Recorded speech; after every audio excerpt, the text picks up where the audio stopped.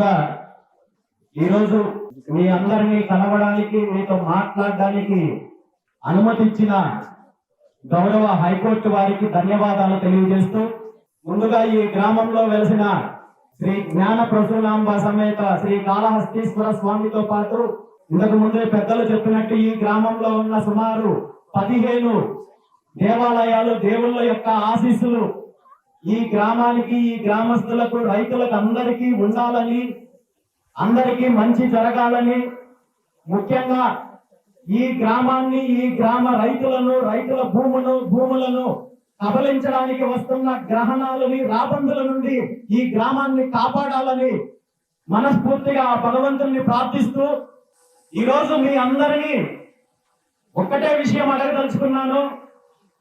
కరేడు గ్రామం అంటే కేవలము ఈ గ్రామంలో ఉన్న ప్రజలు మాత్రమే కాదు, మీ గ్రామాన్ని కాపాడడానికి చుట్టూ ఇంతమంది దేవతలు, గ్రామ దేవతలు, దేవుళ్ళు వెలసి ఉంటే ఎవడో ఒకడు అనామకుడు వచ్చి మీ గ్రామానికి సంబంధించిన రైతుల్ని ఇబ్బంది పెట్టి భూములు లాక్కుంటారు, గ్రామాన్ని ఇక్కడ ఖాళీ చేపిస్తారంటే అసలు మీరెందుకు నమ్ముతున్నారు? ఇంతమంది దేవుళ్ళు మీకు అండగా ఉండగా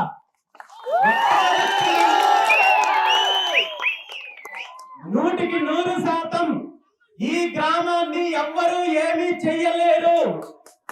ఈ గ్రామానికి సంబంధించిన భూములు ఏ ఒక్కరూ బలవంతంగా తీసుకోలేరు. ఈరోజు ఈ రాష్ట్రంలో పరిస్థితులు ఎలా ఉన్నాయంటే, దౌర్జన్యాలు ఎలా ఉన్నాయంటే, ప్రభుత్వాలు ఎలా ఉన్నాయంటే, ఒక గ్రామానికో లేదా రైతులకో, గ్రామస్తులకో అన్యాయం జరుగుతోందంటే ఒక బాధ్యత గల పౌరుడిగా ఎవరైనా వెళ్ళి ఆ బాధితులని పరామర్శించే అవకాశం ఉన్నప్పటికీ, బాధితుల తరపున పోరాటం చేయడానికి రాజ్యాంగం హక్కు కల్పించినప్పటికీ కూడా రాష్ట్ర చరిత్రలో కాదు, దేశంలో ఎక్కడా లేని విధంగా రైతులను కలవడానికి కోర్టు అనుమతులు తీసుకోవాల్సిన దుస్థితి కేవలం ఈ రోజు మన రాష్ట్రంలో కరేడు గ్రామానికి ఏర్పడిందంటే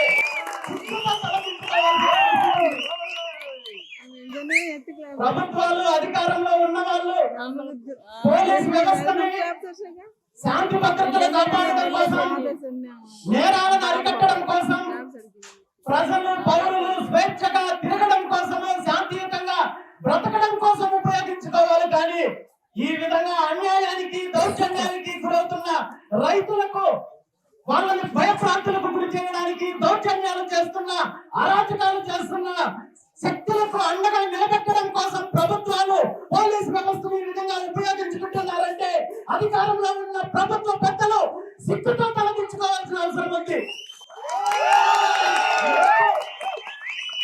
పోలీస్ వ్యవస్థకి, పోలీస్ అధికారులకు, పోలీస్ సిబ్బందికి, రాష్ట్రంలో ఉన్న పోలీస్ సిబ్బందికి అందరికీ మీ అందరి సమక్షంలో నేను ఒక్కటే తెలియజేస్తున్నాను. పోలీసులు అంటే దేశాన్ని కాపాడే సైనికుల తర్వాత రాష్ట్రంలో కావచ్చు, సమాజంలో శాంతి భద్రతలను కాపాడడానికి, నేరాలను అరికట్టడానికి, ప్రజలు శాంతియుతంగా ఉండడానికి మీరు జీవితాలను త్యాగం చేసి, కుటుంబాలను త్యాగం చేసి ఈ రోజు పోలీసు ఉద్యోగం చేస్తున్నారు. అలాంటి పవిత్రమైన ఉద్యోగం చేస్తూ ఇలాంటి దౌర్జన్యాలకు, ఇలాంటి అరాచక శక్తులకు అండగా నిలబడాలని ప్రభుత్వాలు మీ పైన ఒత్తిడి తీసుకొస్తే మీరు ఎదురు తిరగండి. మేము మా విధులు నిర్వహిస్తాము, కానీ ప్రజలకు వ్యతిరేకంగా, అరాచక శక్తులకు అండగా మేము ఉండమని చెప్పి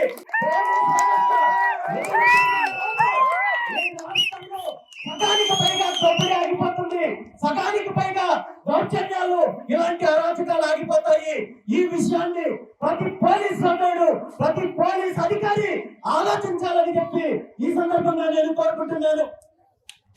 ఏ ప్రభుత్వం అధికారంలోకి వచ్చినా, ఏ నాయకుడు అధికారంలోకి వచ్చినా అభివృద్ధి పేరు చెప్పి, పరిశ్రమల పేరు చెప్పి, సెల్ఫోల పేరు చెప్పి, అనేక రకాలుగా పేర్లు చెప్పి రాష్ట్రానికి సంబంధించిన భూములు, రైతులకు సంబంధించిన భూములు దౌర్జన్యంగా లాక్కోవడానికి ప్రయత్నం చేస్తుంటే ఈరోజు వీళ్ళు ఎన్ని రోజులు భరించాలనే విషయాన్ని ఈ రోజు మనం గమనించాలి.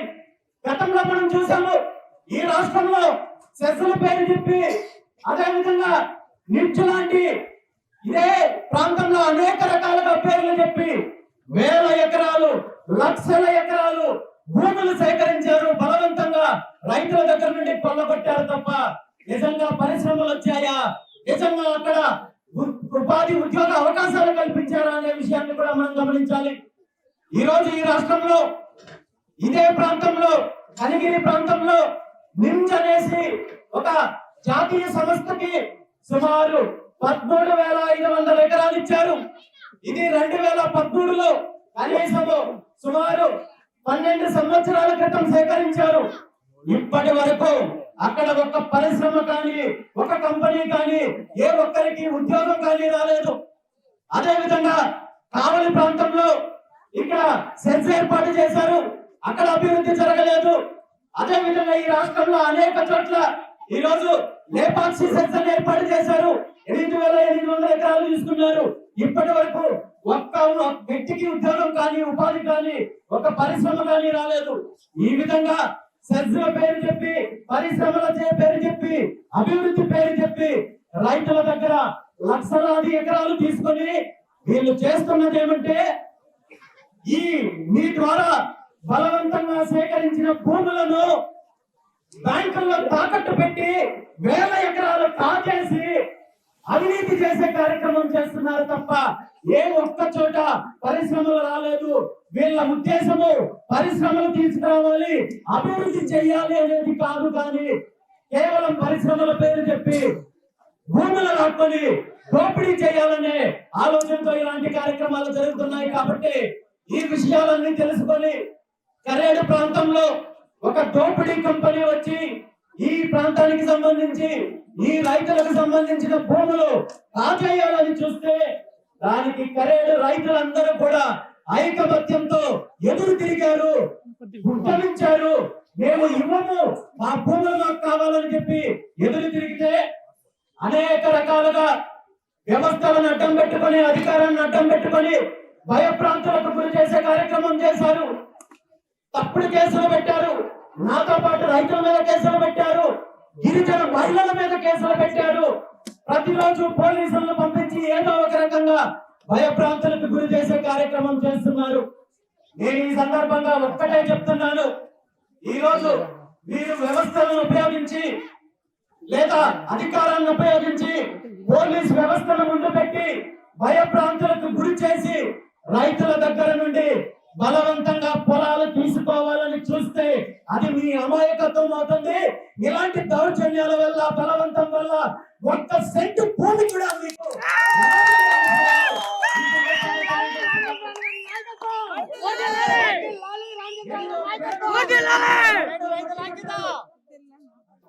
ఇదే సంచుల పేర్లు చెప్పి, ఇదే కంపెనీల పేర్లు చెప్పి, ఇదే అభివృద్ధి పేరు చెప్పి గత కొన్ని రోజుల క్రితము నేను విశాఖపట్నం వెళ్తే అక్కడ స్టీల్ ప్లాంట్ కు సంబంధించిన నిర్వాసితులను కలవడం జరిగింది.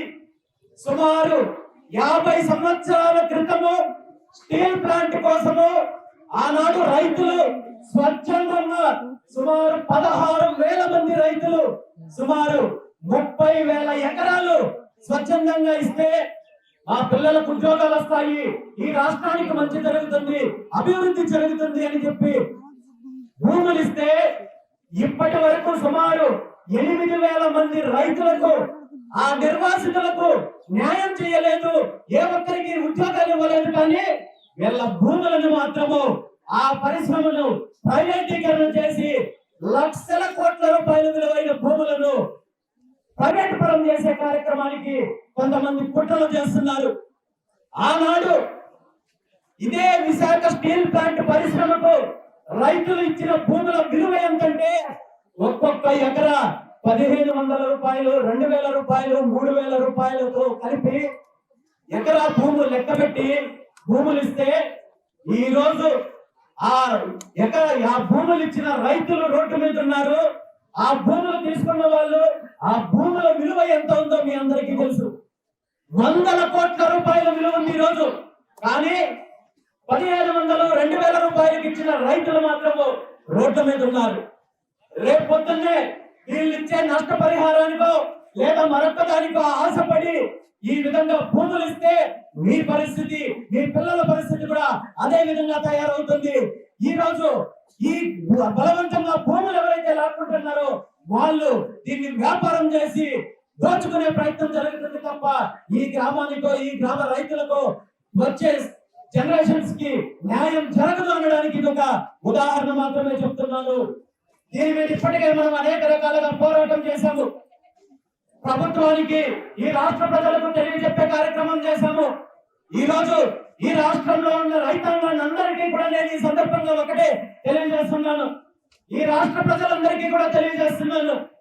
ప్రభుత్వాలు అధికారాన్ని అడ్డం పెట్టుకొని అమాయకులైన రైతుల్ని బలవంతంగా ఈ రోజు ఊర్లు ఖాళీ చేసి అధికారంతో దౌర్జన్యంతో ఈ రోజు ఇక్కడ కరేడు రైతులకు అన్యాయం చేయాలని చూస్తుంటే ప్రతి ఒక్కరూ కూడా ఈ రాష్ట్రంలో ఉన్న ప్రతి రైతు స్పందించాలని చెప్పి సందర్భంగా కోరుకుంటున్నాను. ఎందుకంటే ఈ రోజు కరేడు రైతులకు జరిగిన అన్యాయము రేపొద్దున్నే పక్క జిల్లాలో జరగచ్చు, పక్కన ఇంకొక గ్రామంలో జరగచ్చు.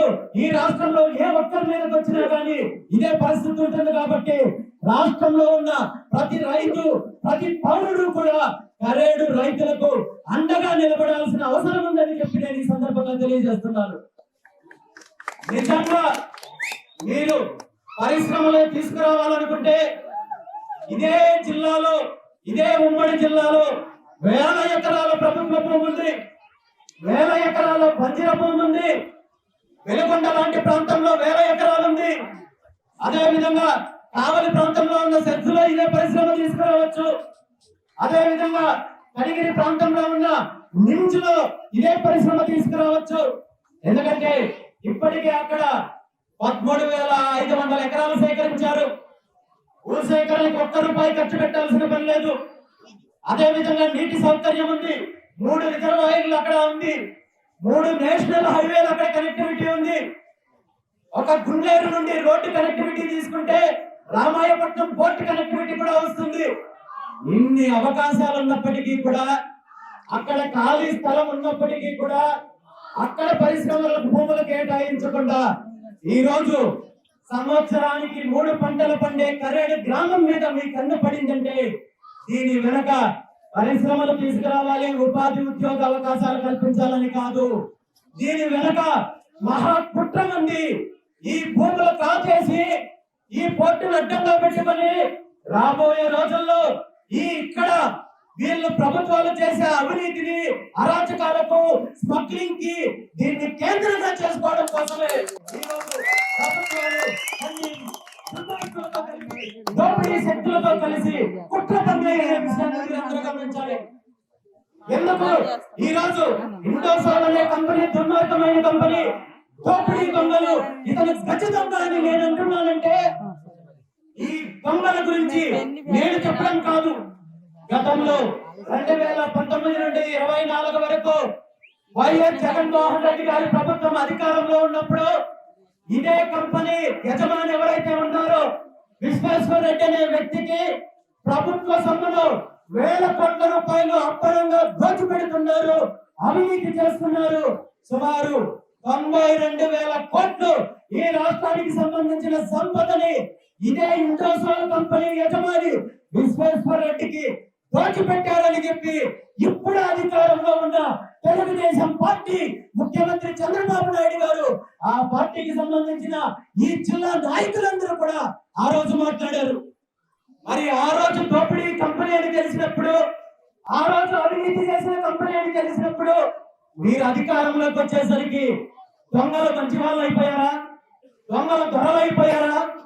ఎందుకు మీరు చేస్తున్నారనే విషయాన్ని ఈ సందర్భంగా నేను ముఖ్యమంత్రి చంద్రబాబు నాయుడు గారిని ప్రశ్నిస్తున్నాను.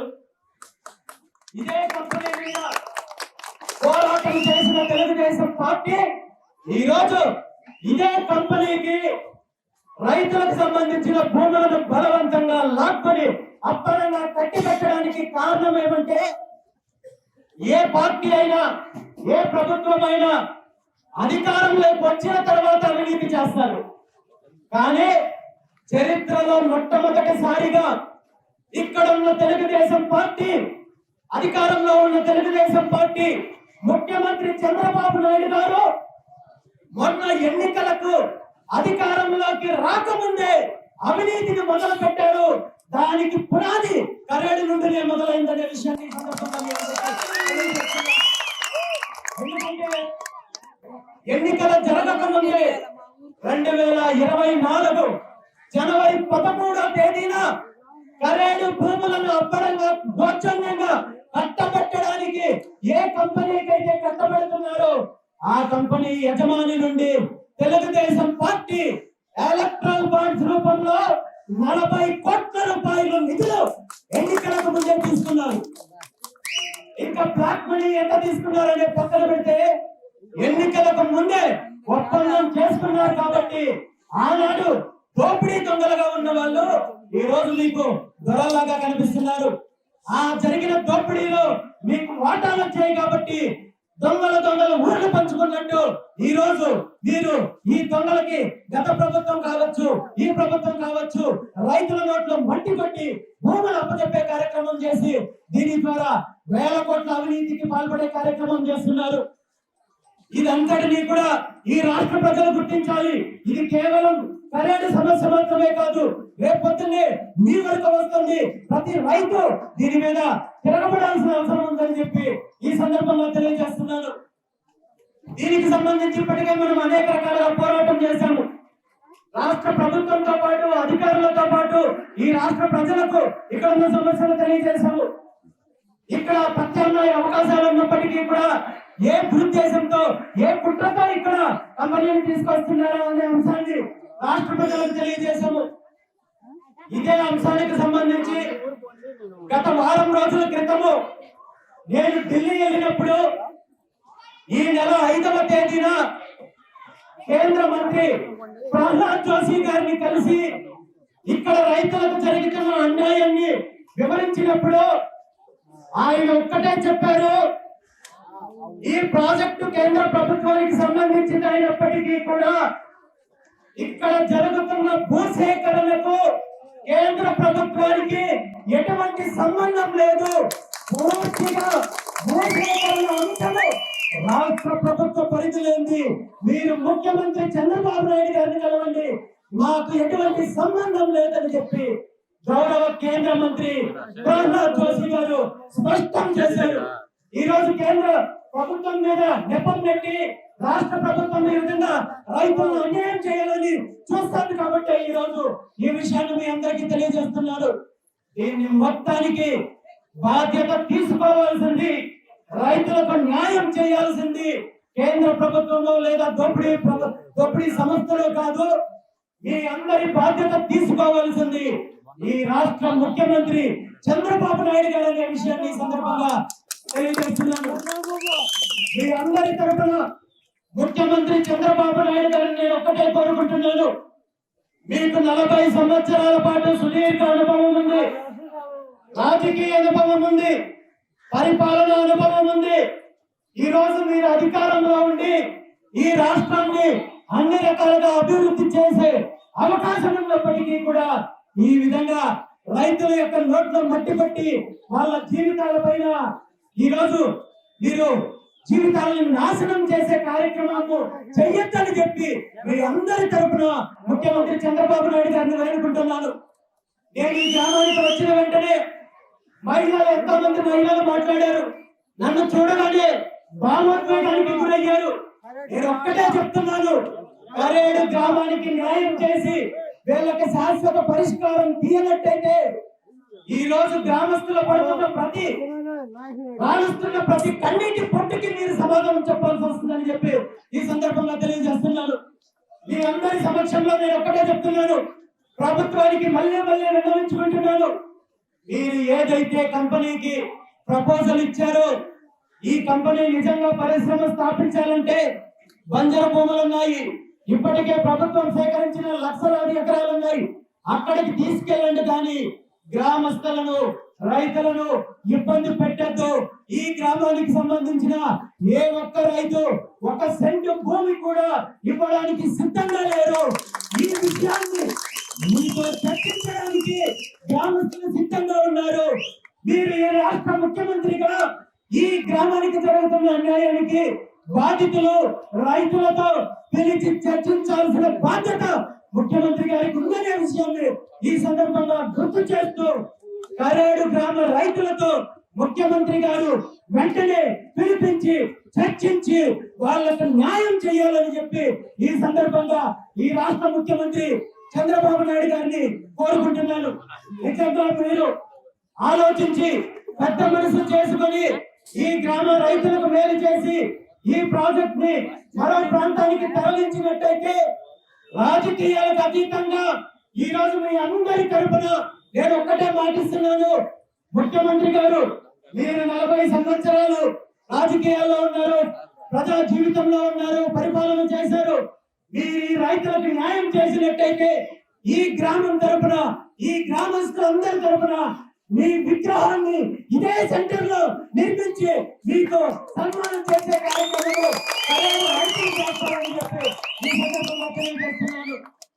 అలా కాదని అధికారం ఉంది కదా అని చెప్పి దౌర్జన్యంగా భూములను లాక్కోవాలి, రైతులను బెదిరించాలి, పోలీసులను అడ్డుపెట్టుకుని తప్పుడు కేసులు పెట్టాలని ప్రయత్నం చేస్తే ఎంత దూరమైనా వెళ్ళడానికి నేను సిద్ధంగా ఉన్నాననే విషయాన్ని మొట్టమొదటిసారిగా రైతులు గ్రామస్తులు గ్రామ పెద్దలు ఇంటికి వచ్చినప్పుడు మాటిచ్చాను మీ తరపున నేను పోరాటం చేస్తానని. రెండోసారి ఈ గ్రామానికి వచ్చి గ్రామ సభలో పాల్గొన్నప్పుడు మాటిచ్చాను మీకు అండగా నేను ఉంటానని. మూడోసారి వచ్చినప్పుడు చెప్పాను మీకు న్యాయం జరిగేటంత వరకు నేను మీ తరపున పోరాడతాను, అవసరమైతే నా ప్రాణాలు ఇచ్చేనా మీకు న్యాయం చేస్తాను. మళ్ళీ ఈ రోజు చెప్తున్నాను, ముఖ్యమంత్రి గారు ఆలోచించి సరైన నిర్ణయం తీసుకున్నట్టయితే కరేడు రైతుల సాక్షిగా చెప్తున్నాను, కరేడు రైతులతో కలిసి ఇదే గ్రామంలో ఇదే సెంటర్ లో ఆమరణ నిరాహార దీక్షలు ఎంతకైనా తెగించడానికి ఎంత దూరం వెళ్ళడానికైనా